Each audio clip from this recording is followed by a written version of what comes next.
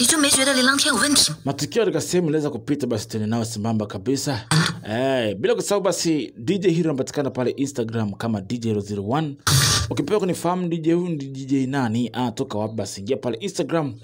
Ni follow pale kama DJ Hero01 utanikuta pale Instagram. Pata vigongo kibali basi pale Instagram na vikuta vigongo vingi sana. Nikute pale. Pia patikana WhatsApp kwa 0742 1401 35. Cheki pale WhatsApp tuweze kwenda sambamba. Sehemu tuendelee kuanzia 22 inaanzia hapa.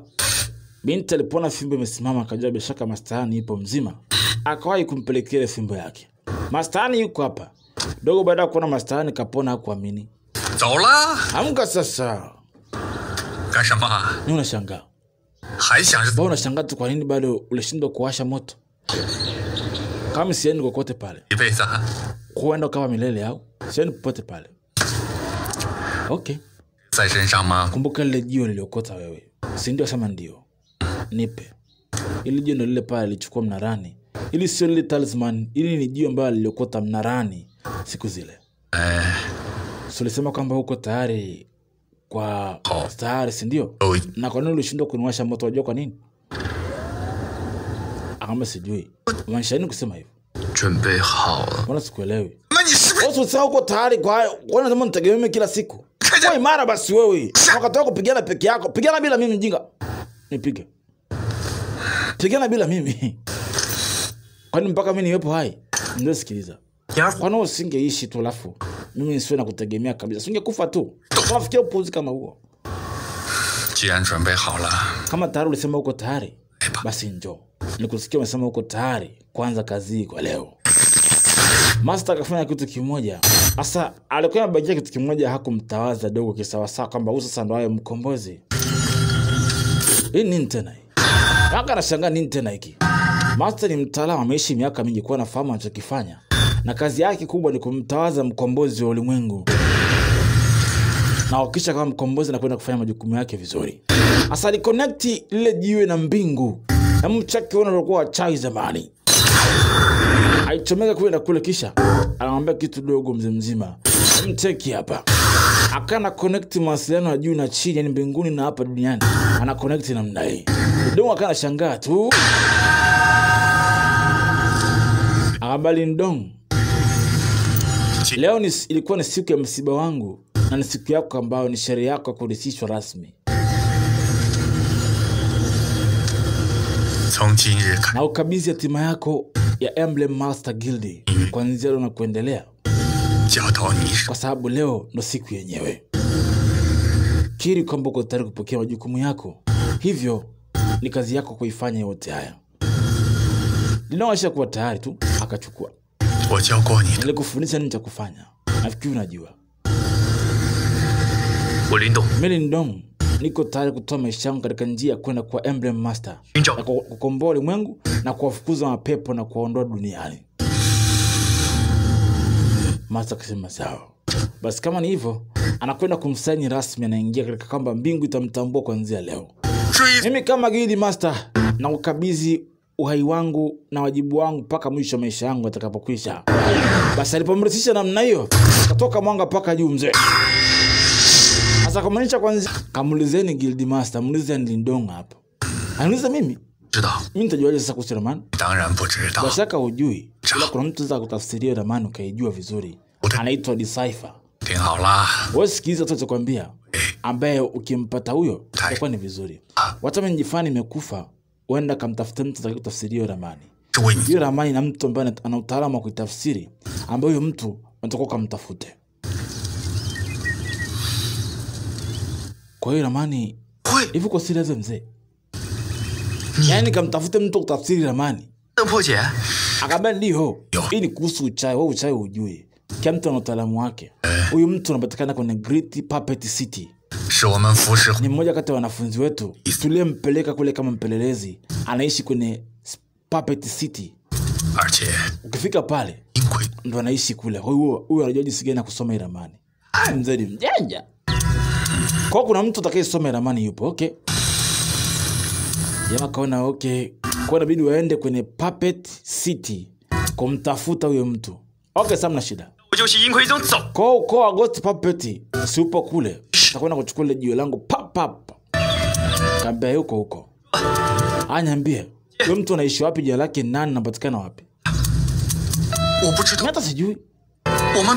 Tunaongea kupitia uchawi tu, mimi sijui anakaa wapi. Wala manake inabidi wakamtafute. Mastano ni muuni bwana. Mji mkubwa kuna watu wengi, mtamjaje kama mtu ni yao sio yeye. Kwa sasa hivi na kuendelea, wewe ndo Serial Emblem Master. Wewe si mtu mkubwa. Sasa sikiliza. Hii nembo hapa, huyo mtu anao kama hii. Kwa hiyo ukimwona kama hii, utajua yeye ndio mtu ambaye namtafuta. Amsubiri. Hebu nihisi vizuri. Unasema kwamba nimtafute mtu ambaye ana nembo kama hii, si ndio inafanana na hiyo ambayo ninapatia? Nasema ndio. Kama sio rahisi, naita watu pale mjini na piga wote. Mwenye nembo kama hii yuko wapi, nimfanye vibaya. Mfuata nyonyesha yuko wapi. Kwa mjinga kweli. Bado jifunze kutumia silaha yako unajua kupigana na mtu. Kupigana kanyewe hujui. Unajua kupigana na watu kama hao. Utakaangwa siku moja. Mimi si nani, niko na mkombozi, si ndio? Mkombozi, mulite kama anaenda. Mimi nitakulinda, usiogope. Mkombozi na mlinzi wake. Haya, kamombe Kinzi kama atakupeleka utakupeleka. Okay, mna shida. Wewe mzee sikia. Utamaliza kazi na kuja. Kwa tulia hapo, usiende na mimi round hii. Naenda peke yangu. Pumzika. Kaa hapo, usiende kote kule. Pisha bwana macheni. Kama mtu kaumia na mfosifose kitu gani nyie? Hamna kovu hivyo, toka. Tokeni nje. Sio akawafukuza. Kufika hapa, mbona sio kaingia ghafla namna hiyo? Mara kasikia kiwa naongea. Kama walivyokuwa. Kunywa dawa hapa. Kwa nimekufa. Si nimekufa lakini mimi siumwi. Unakunywa dawa, unywe dawa. Igeuze kuwa pombe nitakunywa. Hao wanaongea nini wewe? Wanabadilishana mioyo ya mapenzi. Wanabadilishana mioyo ya mapenzi. Mbona sielewi? Unakapompata mtu mpenda utajua maana hicho tukwambia. Kwa msikia nini? Kama kamfuata malaika wangu jamani, miss. Ndong. Tunakutafuta Kintani lini? Python aliuliza, tunatafuta Kintani lini? Hawa tamtafuta Lantiani kwanza. Baada hapo tutajua Kintani yuko wapi. Binti basi akana lia kweli. Kamba usilie basi. Utafanya si aibu kuishi eti. Bora ungekufa nisijui ulikuwa kama uko hai. Maana nimeishi ili ubaki kuniangalia mimi, si ndio? Nitakunywa dawa uliotengeneza sasa. Usio na ufofu na kulalia ovyo sasa bwana. Lindong tarisha kwa mkubwa. Kwa hiyo ashachukua kazi yake tayari. Fimbo yangu iko wapi? Akamzuga afa kamwaga dawa. Master ataki kunywa dawa. Akaimwaga chap afa karudi huko. Sema Lindong anakaa ni mtoto mmoja hajatulia lakini yuko imara sana kwa muonekano wake. Akatema dawa. Akati binti mzubana ongea. Akamwaga afa kaja. Kama kiondoka basi usiniache mimi hapa. Nishakwambia sitaki kukaa peke yangu. Kifa mimi nitabaki na nani hapa? Kwa nini? Ni mzee nishazieka niende na wewe wapi wewe? Utakuwa mjinga. Kwa msichana mrembo alafu kuwa imara. Wajibu wangu mimi kwa kuhakikisha kama naondoa mapema tu, kwa hiyo wewe. Sasa wajibu wangu kwa na mimi wewe. Hata mimi hivyo. Sikuhitaji wewe sasa bwana. Lakini hawezi kukaa bila kuwa na wao, hawezi kukaa bila kuwa na wewe. Mimi mwenyewe hawezi kukaa bila wewe. Hata kuongea sana bwana. Kila kitu kinawezekana pale tu ambapo tutakuwa tumekwisha mapepo yakaondolewa duniani. Mbona kwa vizuri? Kweli? Kama ni kweli. Ambo nikunyweshe basi. Basi usije ukanisaliti tena. Kwani nishakusaliti mimi? Nisije kukusaliti. Kunywa basi. Tayari nishakunywa ya kutosha. Umekunywa kweli? Ndio. Nimemaliza. Nisaidie kumalizia hiyo. Mchungu bwana. Basi kabla Lindong hajaondoka, alimfuata Kinzi mshawishi kama wataondoka wote. Aola. Anafanya nini Lindong sasa hizi? Nataka kunywa na wewe tu pombe sasa hii. Shika.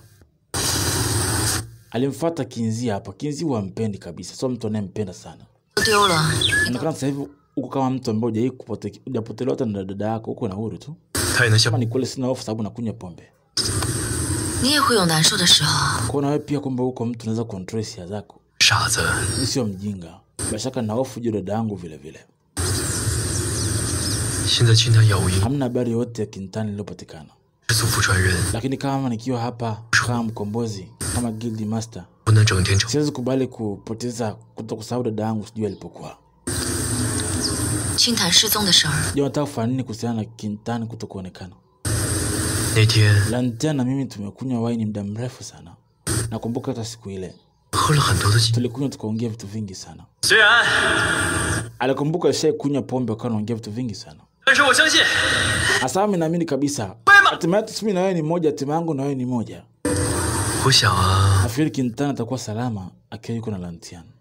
应该没有。 Atakuwa yuko katika mikono salama akiwa Lantian. Na muamini Lantian. 林浪天 Vipi kama Lantian akawa yupo naye? Na kwa nini asije kukuambia kama yupo naye? Kwa nini upotee naye ghafla tu? 也许 Asema labda 他带着青潭 amempeleka kwenda kutibu ugonjwa wake alionao.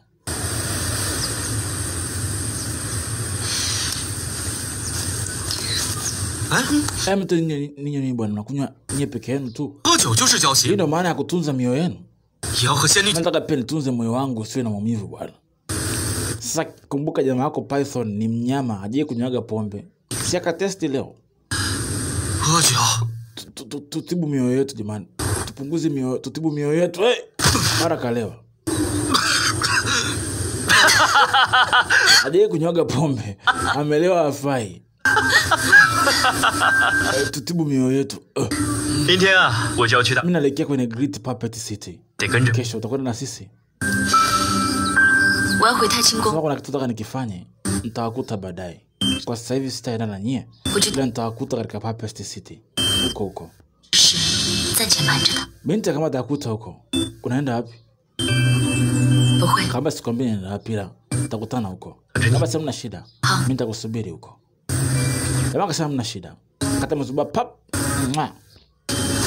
Kama kampiga busi. 你干什么？ Nini umefanya wewe?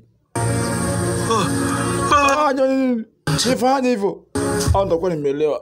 Nikiroa na kuaga hivyo. 我也很 Nimelewa sana. Nimelewa. 先回去了啊！ Abini nirudi nyumbani yeye.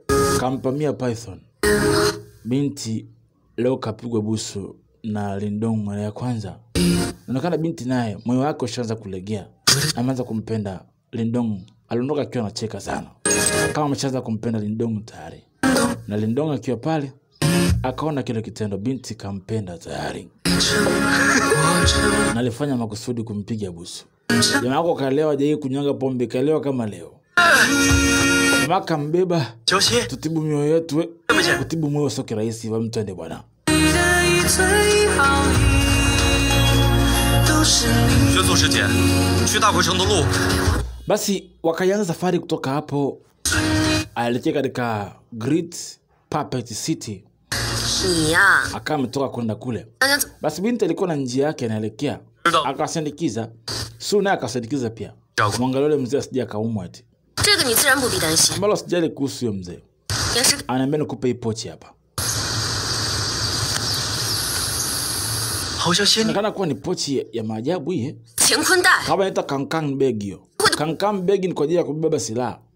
你别看它只有封存， Siona pochi ilivyokuwa kubwa kama hiyo, imetumia muda mrefu sana kutengeneza hiyo. 杨元 Alafu kumbuka hiyo inahifadhi silaha za kichawi tu. Na bidhaa za kichawi unaweka humo zipotei. Oh. Kwa hiyo ni pochi.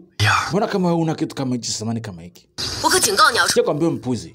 这里面是奇物楼， Vitu vyote unaviona vya muhimu. Hiyo pochi ni ya samani kubwa sana, usione ilivyokaa hivyo. Mastani katumia karibu miaka mingi kutengeneza hiyo pochi. 比你亲儿子还 Mzee anapenda kiasi hichi kama mwanae yani. 废话少说啊， Atakuwa mjinga. Mastani anaga mtoto. Wakiwa wanatembea hivi, kama kuna kitu kinawafuata kwa nyuma, wakiwa toa wao kijui. 所以 Kuna kitu kinawafuata kwa nyuma pale. 危险。 那我们可说好了， Sasa sikia ngombe kitu. 那 Takisha na chukua kila kitu kinakwenda kuwa sawa. Takisha nafika na nachukua ile jiwe na nakuja huko. 对了对了， Subiri. 还让我 Ameenda kuambia kitu. Ah. Niambie nitakaporudi hicho kitu. Nataka kuniambia sasa hivi. 延时说动， Ilibakia yote tutaniambia baadaye nikisharudi.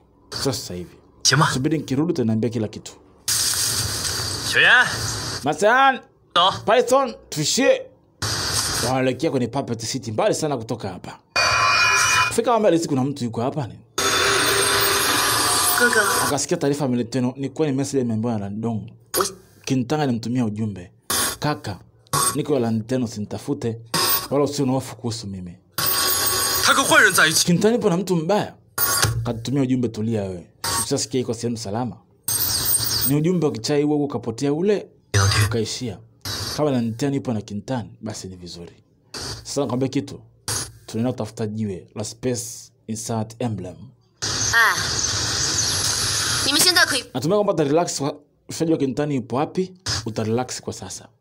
Katafute jiwe sasa la pili ambao unapaswa ulitafute. Jiwe la pili, jiwe la kwanza tarasha kuwa nalo. Kumbuka yako mawe 8, jiwe la kwanza shapata. Akiwa hapa stoka sikia kuna mtu anakuja kwa nyuma huko.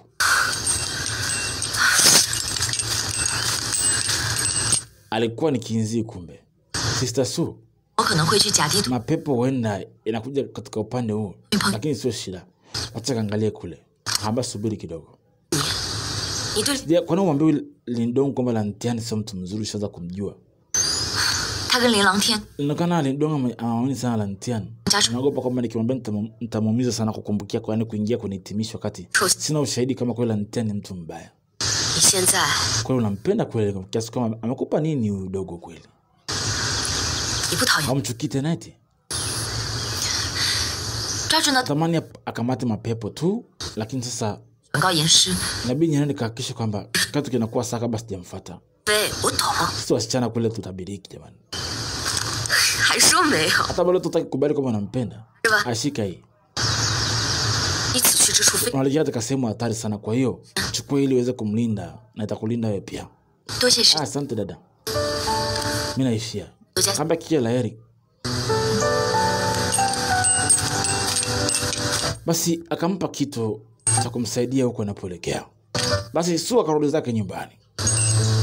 Kinzi akafunga safari ya kwenda mbali. Kwenda mahali ambapo Lantian alikuwa amekwenda kule. Binti akaondoka. Kumbuka ndo Emblem Protector. Kwa anaangalia usalama kabla ya kumlinda Lindong, usalama kwanza. Hebu tuingie mahali binti kaweko. Sasa Huan kurudi kwa alifungiwa na baba yake haruhusi kutoka nje. Nifungue nimesema.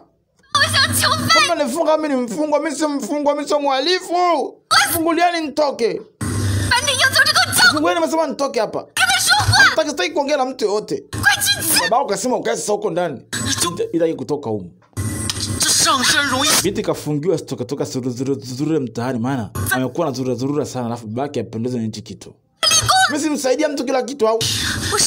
Kwa nikimia simi kwa inamuhusu mtu yote. Kama nikimia namuhusu mtu. Nifungulia nitoke mimi bila mtu mfungo wa mtu nifunge ndani. Nifungulia mnifungulie. Binti amekasirika, wote wamuelewi. Ulao. Majini si hapo uko nje mapepo. Kama nikayaua jamani. Amemfungia story ya kichai, huo mlango utoke hapo. Ambaye nifungulia sasa ndio. Mtaona. Baba yuko wapi? Kama sijutie hata kidogo utaona. Nitaka mkasirika kweli. Basi bora nijiue nijinyonge. Bora nife mimi nilikuwa nifungia nitoke nje. Bora mimi nijiue nife. Bora nijinyonge najinyonga sasa. Aya. Kumbe ifai kujinyongea hii. Akana tishia hajinyonga lakini hamsikilizi. Akatoa sanduku moja hivi. Watu vunja hilo bwana. Ili mama yangu alinyekea. Lakini sisi kulivunja hakika. Kuna kioo alikikuta humo. Akatoa kioo na kikumbuka sana. Ni kile kioo ambacho alipewaga jamaa mmoja. Akaambia kioo, utakachokiona huko ndani ndo mume wako mtarajiwa atakayeonekana hapa. Sasa binti anakumbuka alipoangalia kioo, alimuonaga Lindong ndo mume wake mtarajiwa.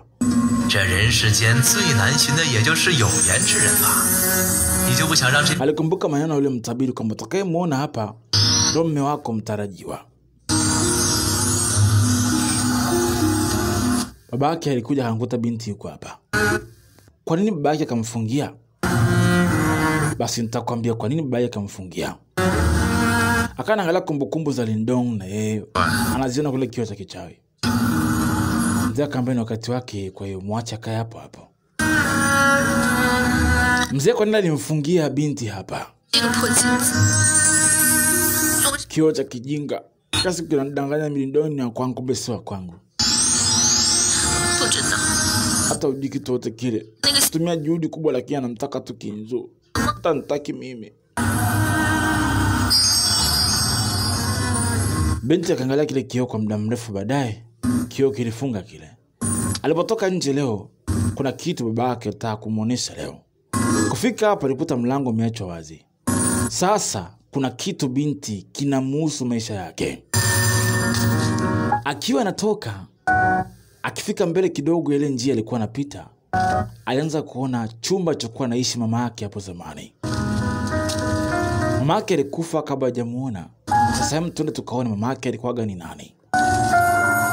Akiwa pale anaona kivuli cha mama yake kikiwa kinazungumza naye kwa mfumo barafu, ambako kuna kitu mwanangu ambacho unatakiwa kufanye kwa niaba yangu mimi. Alimvisha mavazi yao. Lazima urisi wajibu wangu uliokuwa unaufanya mama yako kitambo sana. Baba yake akamwambia Huan. Umemwona mama yako? Baba. Binti akaelewa nini maana yote hii. Huyo ni nani? Baba yake akamficha, hakumjibu ni nani, ila akamuonesha kitu. Binti inaonekana bado anakufuata wewe mwanangu. Baba yake alimleta katika chumba kimoja, ataka kumuonesha binti wajibu wake nini, upi unampasa kufanya katika ulimwengu. Alimleta huku. Hii ni siri je ambaye binti. Baba, mbona kuna barafu kali humu? Baridi kali hivi. Kuna shida gani leo? Asema nataka mimi nirisi wajibu wake. Hii inamaanisha nini? Tangu mapepo yalivyokuja, kunaga muda mtu aliyegundua na hajaye mtu torokea hatima yake hata siku moja. Baba, sielewi, nielekeze basi nini mimi sielewi. Ule muona ndiye mmiliki wa lile jiwe la Ice Ancestor Emblem, ambaye alikuwa ni mwanafunzi aliyekuwa mkubwa akimkaribia aliyekuwa mkombozi miaka iliyopita. Alikuwa na nguvu nyingi sana, yeye ana nguvu ya barafu, ambaye anaitwa Ice Ancestor Emblem. Alikuwa ni wa karibu sana. Na hilo ni jiwe la tatu ambalo litapatikana Lidong alitafute. Wewe ni Huan. Ulizaliwa kuwa mrisi wa hii nafasi yake. Wewe ni mrisi wa nafasi yake? Mama nifahamu niwe karibu na Lidong, si ndio? Maana yake mimi ni miongoni mwa wanafunzi wa Lidong baadaye. Huan. Niko tayari kufanya vikao kwa ajili ya Lidong baba. Niko tayari. Nirisi nafasi yake. Kuna mafunzo matatu ili uweze kuwa ice cultivator. Ya mawili ni kuhusu mwili wako, na zoezi la mwisho ni kuhusu moyo wako. Itakutaka usahau kila kitu unachokikumbuka na tamaa yako yote kiwemo mahusiano yako kwa mapenzi. Unapaswa uyasahau. Ndipo uweze kupita katika njia kwa Ice Tax. Usahau hisia zako zote. Umsahau Lidong mapema kabla hujaingia katika hii stage ya mwisho ya mafunzo barafu haya. Hasa namkumbuka Lidong na ninampenda. Hapa naambiwa hivyo. Kwa nini nifanye hivyo? Kama baba yako nisingependa ufanye, lakini kwa ajili ya kurisi nafasi niko tayari ufanye hivyo. Lazima usahau hisia zako za mapenzi zote. Usahau matamanio yako yote. Kama unaelewa kitu, nenda kajifikiria kuhusu nafasi. Lazima ujue kabisa hii nafasi ni ya kwako wewe, inakusubiria. Kumbe binti ni miongoni mwa yale mawe yanayotafutwa 8. Ice Ancestral Emblem ipo nyumbani kwa kina binti huyu, ambaye yeye ndiye anapaswa arisi nafasi ya yule mtu aliyekuwa anitumia nafasi zamani. Binti kwambia vile kuamini. Usahau yote. Sana mkumbuka Lidong na mtu ambaye katika akili yake yote. Kumbuka kuna yale mawe 8 ambayo yanatafutwa. Jiwe la kwanza ni la mkombozi ambaye Lidong ashalipata. Sasa kuna mawe mengine 8 ambayo atakiwa atafutwe yote, ambao wote walikuwa ni wanafunzi wa mwanzilishi wa kwanza. Sasa yale mawe 8 miongoni mwao, jiwe moja wapo mama yake alikuwa ni mwanafunzi wa mwanzilishi wa kwanza. Kwa lile jiwe la Ice Ancestral Emblem ni binti anapaswa alirisi. Yaani yeye ndio atakuwa mmiliki wa lile jiwe la Ice Ancestral Emblem. Mama yake alikuwa alitumia zamani, na ndio alikuwa yeye alikuwa mrisi. Kwa binti inabidi alirisi nafasi hiyo. Yaani kwamba haruhusiwi na msichana mapenzi tena na Lidong. Yaani kwamba kirisi lile jiwe, nafasi yake ni ile jiwe. Na atakapokuwa Ice Ancestral Emblem, yaani mwenye nguvu ya barafu, hata ruhusiwa na msichana kimapenzi na Lidong kabisa. Yani aliruhusiwa kumpenda Lindong, atakiwa msahau kabisa ili zile nguvu zifanye kazi waweze kukomboa ulimwengu pamoja. Bila sema haiwezekani. Siwezi kubali nikaenda hivi. Akamwandikia Master Han ujumbe. Anampenda Lindong lakini ana wajibu wa kufanya, inabidi yeye arisi nguvu za Ancestral Emblem. Lile jiwe la pili ambalo Lindong atabidi alitafuta jiwe la tatu. Basi binti ndio yuko nalo kwao. Lipo kwao na nafasi atakuwa irisi binti mwenyewe.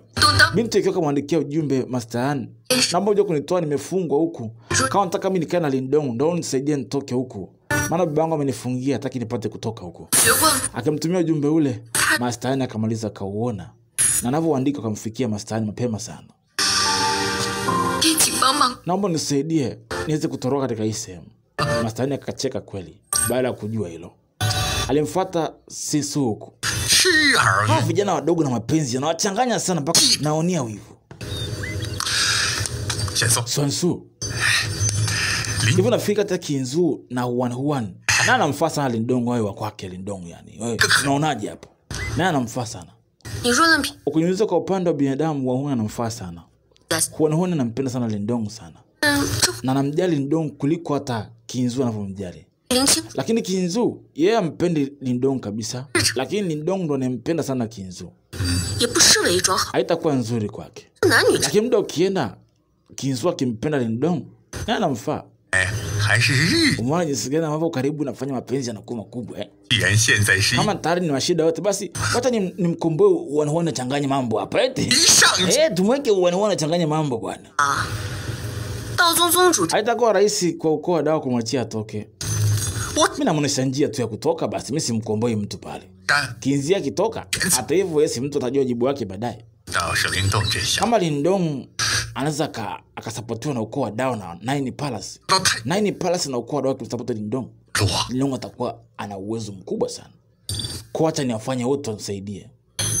Ana utumia juhudi kubwa kufanya mambo yote. Mshona si kutumia nafasi za watu kutumia nafasi ya watu. Ile Lindong ana bahati. Kwa mimi na bahati kuliko yeye.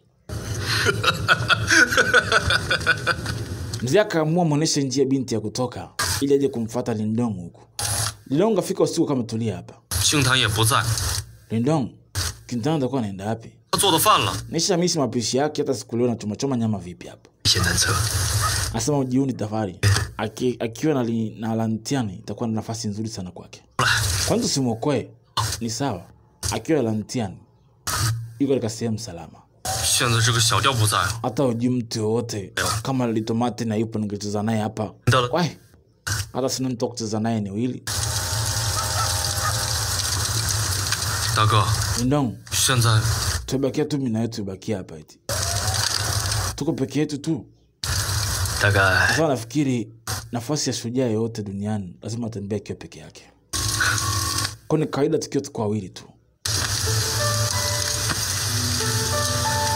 Basi maisha yao ndivyo yalivyokuwa.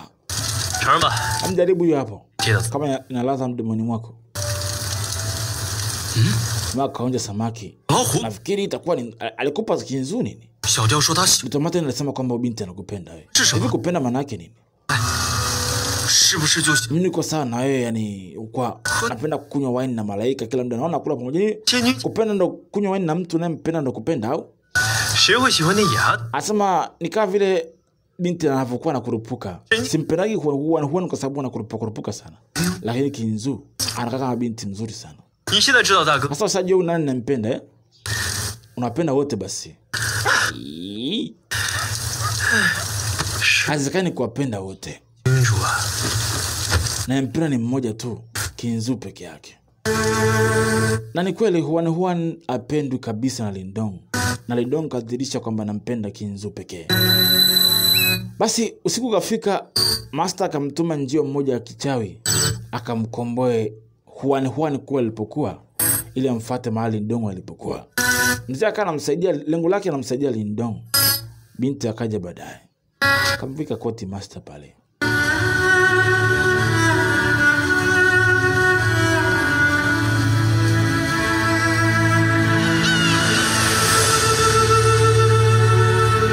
Ule njio akaenda kumtafuta mahali Huan alipokuwa.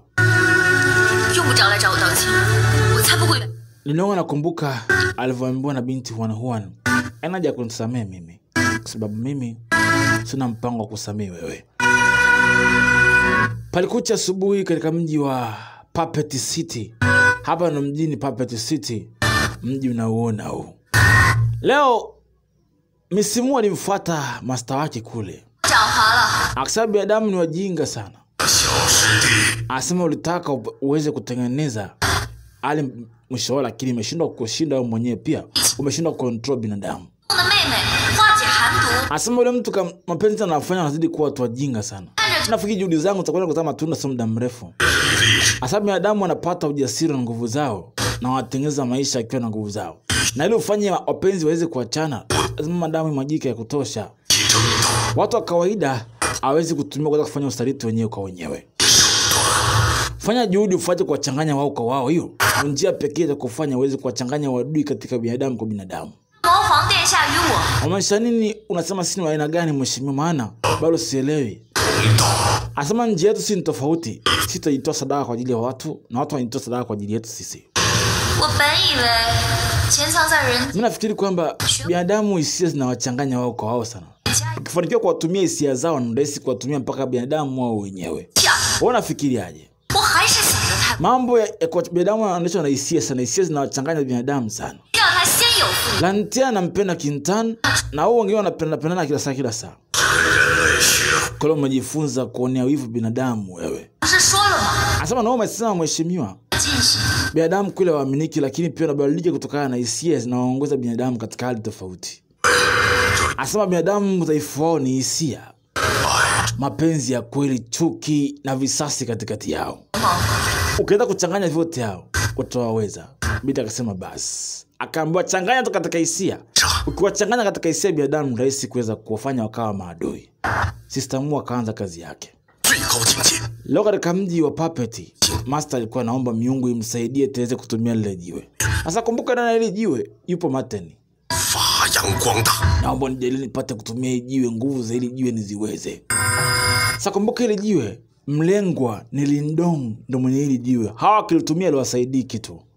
Wakati ametulia kwenye Puppet City, Lindong aliingia leo.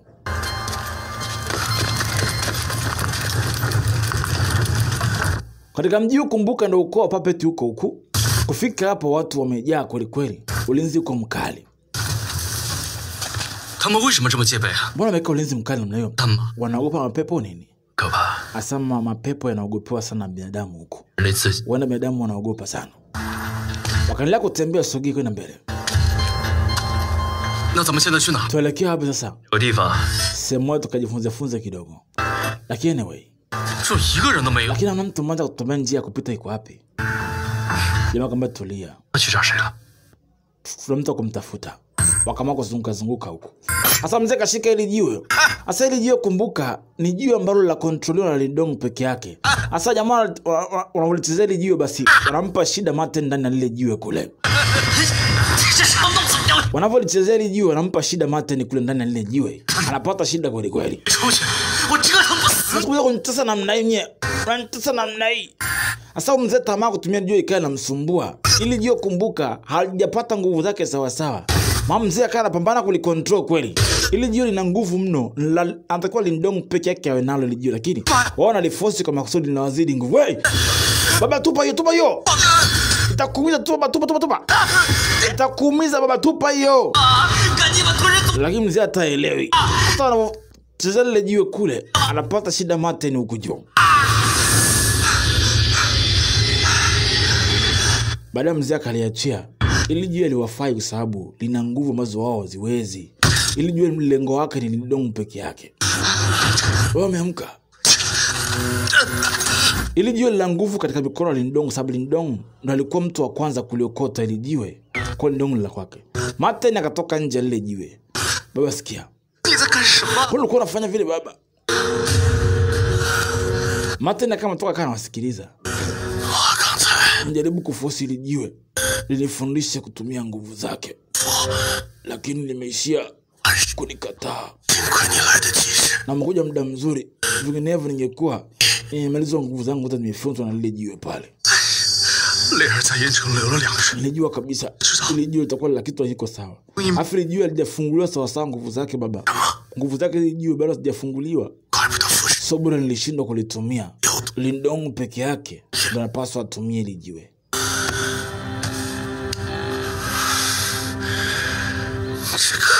Kibaya ni kwamba tuwezi kutumia ili jiwe mwanangu.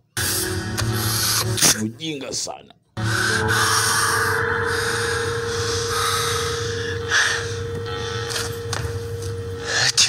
Baba usishtuke.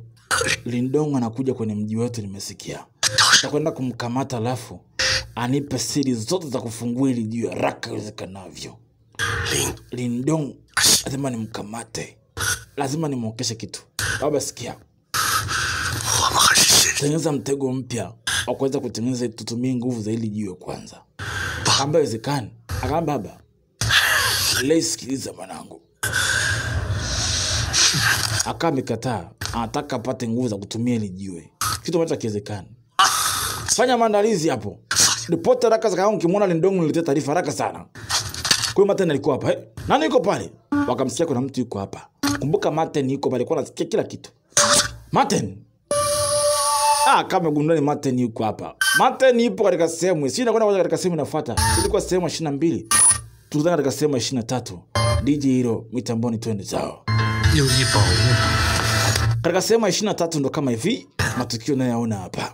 Tukutana katika sehemu 23. DJ Hero mitamboni twende zao. Haya matukio katika sehemu 23 22 tunafungia hapa. Tukutana katika sehemu ya 23. Inakwenda kuwaja katika sehemu 23.